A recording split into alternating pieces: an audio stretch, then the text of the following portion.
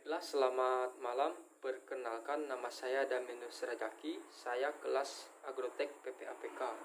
Di sini saya membuat video tentang fisiologi tumbuhan, yaitu pembuatan video atau mekanisme-mekanisme yang terjadi pada fisiologi tumbuhan. Di sini tugas terstruktur yang disusun yaitu pembuatan video. Baiklah, langsung saja mulai videonya. Dari tahap pertama, yaitu kita mulai dari mekanisme proses disfusi. Oke, lanjut. Disfusi, peristiwa mengalirnya atau berpindahnya zat yang ada dalam pelarut. Zat ini pada nantinya akan melakukan perpindahan dari bagian konsentrasi tinggi ke bagian yang berkonsentrasi rendah. Bisa kita lihat pada gambar 1, yaitu mekanisme difusi. Pada gambar nomor 1 ini bisa kita lihat pada gambar bagian yang di atas, yaitu molekul warna dengan molekul air. Di sini belum terjadi pembauran antara molekul. Molekul warna ini yaitu zat yang terlarut, sedangkan molekul air ini adalah zat pelarut. Beriringannya dengan waktu, molekul ini akan membaur dan akan menuju titik keseimbangan, yaitu pada gambar yang di bagian bawah ini. Gambar di bagian bawah ini yaitu menunjukkan titik keseimbangan pada difusi yang ada pada gambar ini. Inilah proses difusi yang pertama. Mekanisme transpirasi pada tanaman. Air dari akar dapat diangkut ke daun karena adanya tekanan dari akar. Suatu proses pergerakan air melalui pembuluh xilem dari sistem perakaran ke bagian tajuk tanaman, khususnya daun. Proses hilangnya air dalam bentuk uap air dari jaringan hidup tanaman yang terletak di atas permukaan tanah melewati stomata, lubang kutikula, dan lentisel.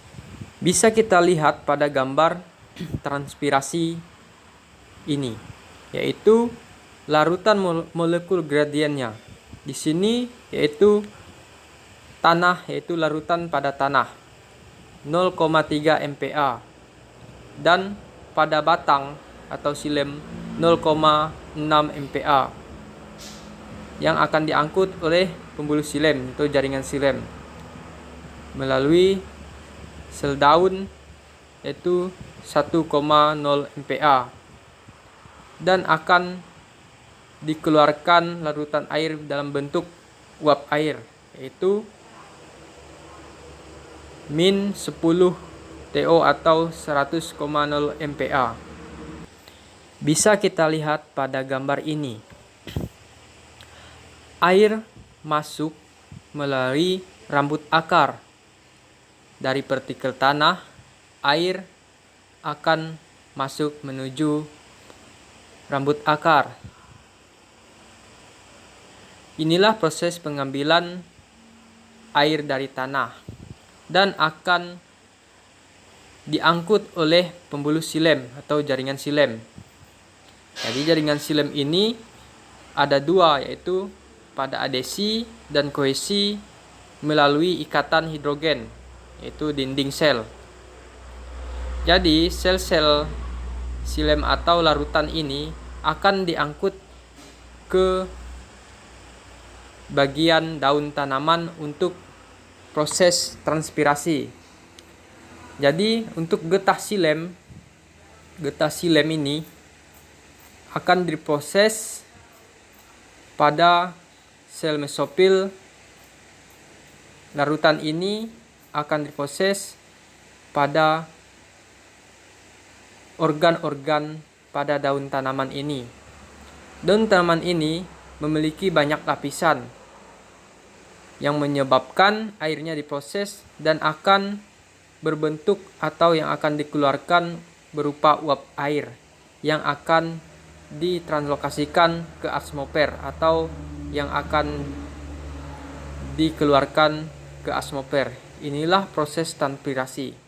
Mekanisme penyerapan unsur hara. Molekul-molekul air dan ion mineral masuk ke akar melalui sel-sel epidermal rambut akar dan bergerak ke sel-sel korteks atau simplas secara osmosis. Air juga bergerak di antara sel-sel korteks apoplas. Endodermis, satu lapisan sel-sel yang dindingnya memiliki pita Kaspari yang tersusun dari senyawa semberin sehingga lintasan apoplas beralih ke lintasan simplas melalui membran yang selektif, mengontrol jumlah dan tipe ion dan mineral yang masuk ke dalam silem akar. Pengangkutan simplas dan apoplas dimulai dari rambut akar yang berfungsi untuk memperluas permukaan akar, sehingga partikel dan tanah yang biasanya meliputi air dan mineral akan melekat pada rambut-rambut akar. Larutan tanaman bergerak menuju dinding hidrofilik dari sel-sel epidermis dan lewat secara bebas sepanjang apoplas menuju korteks. Sejalan dengan pergerakan larutan sepanjang apoplas ke akar sel epidermis dan korteks juga menjalankan jalur simplas.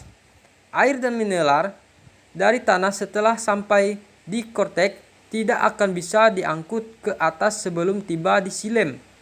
Sebelum sampai di silem, terdapat endodermis yang terdapat pita Kaspari yang menghalangi angkutan apoplas dari korteks ke silinder pusat. Adanya endodermis akan menghalangi angkutan air dan mineral melalui apoplas. Air dan mineral yang diangkut melalui apoplas saat sampai endodermis akan diseleksi oleh membran plasma untuk sampai ke sitoplasma sel. Jika mineral dapat masuk ke sel endodermis, maka akan diteruskan melalui simplas ke silem. Bila ditolak masuk endodermis, maka mineral tidak akan diteruskan ke jaringan pembuluh. Jadi endodermis berfungsi sebagai penghalang atau struktur penyeleksi mineral yang akan diangkut oleh silem. Mekanisme translokasi asimilat. Mekanisme translokasi asimilat terdiri dari pengangkutan aktif dan pasif berdasarkan kebutuhan energinya. Pengangkutan fotosintat dari sel produksi menuju sip elemen disebut phloem loading, sedangkan dari sip elemen menuju organ sink disebut phloem unloading. Berdasarkan cara pengangkutan, phloem loading dibedakan menjadi dua, yaitu simplamik dan aploplasmik.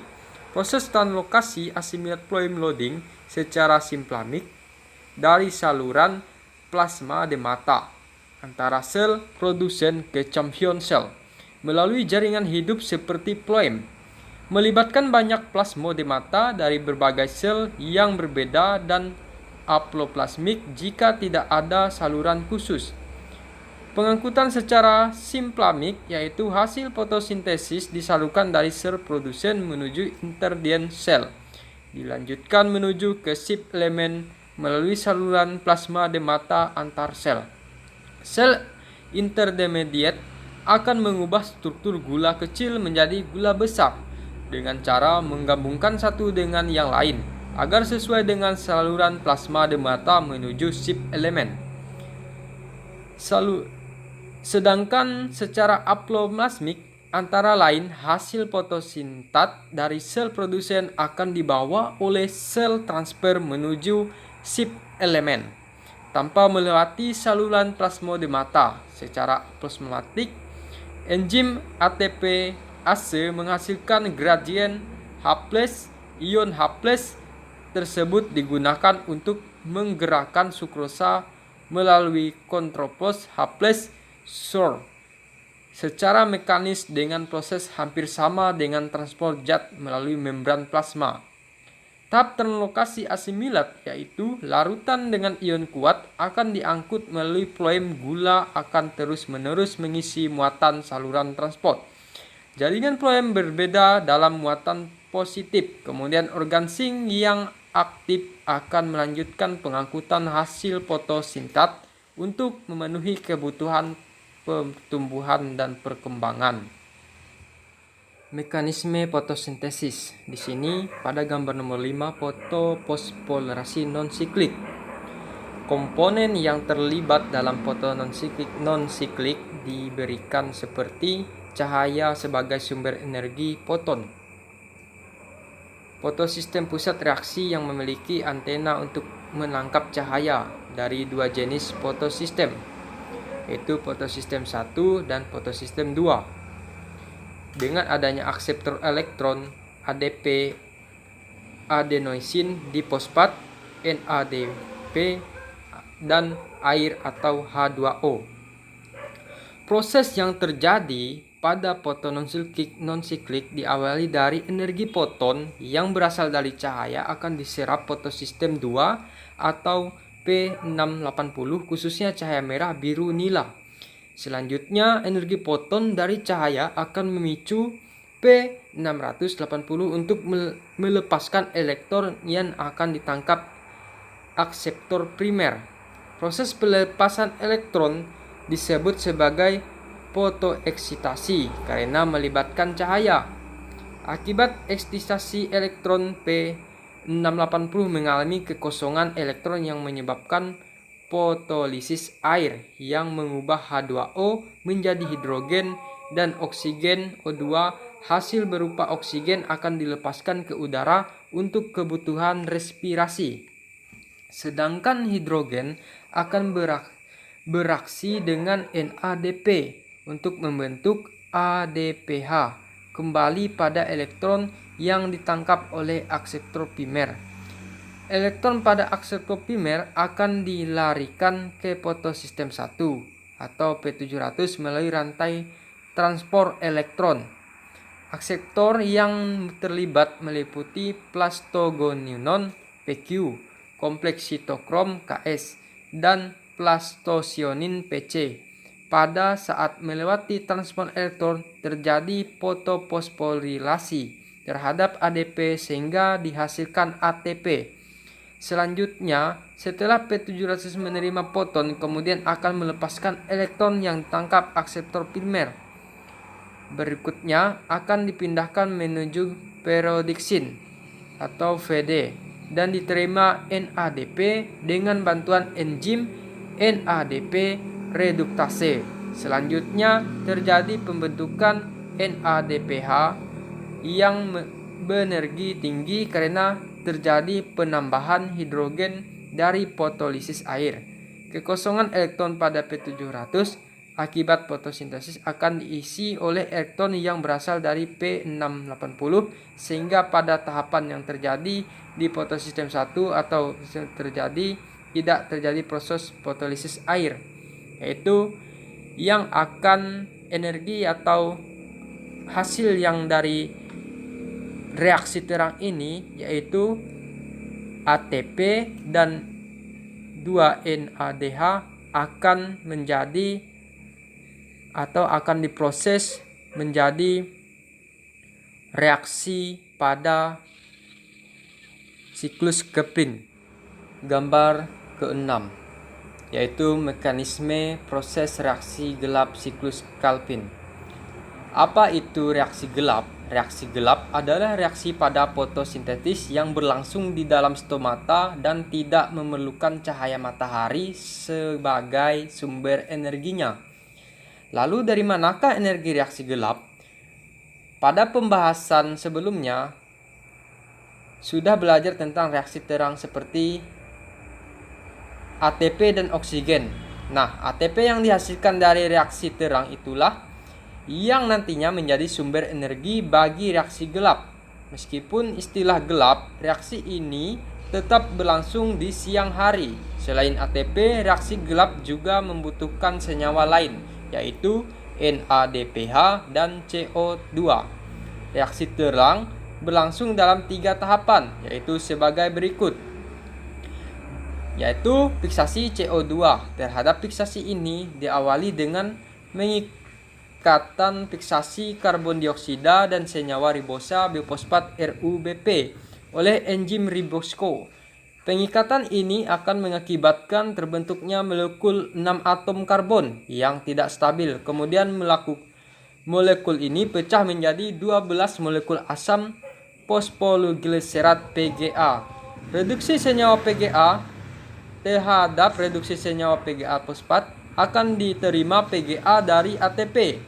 Hal ini mengakibatkan terbentuknya senyawa 1,3 bifosfatglycerat, lalu senyawa 1,3 biosifglycerat akan direduksi oleh NADPH menjadi senyawa fosfoglyceraldehyde 3P PgAl yang terbentuk akan digunakan sebagai bahan baku glukosa dan membentuk RuBP. Regenerasi RuBP senyawa PgAl yang menerima fosfat dari ATP akan diubah kembali menjadi RuBP. Hasil reaksi gelap adalah glukosa. Baiklah, sekian dari video yang bisa saya bahas. Atas segala kekeliruan dan kesalahannya saya mohon maaf. Terima kasih.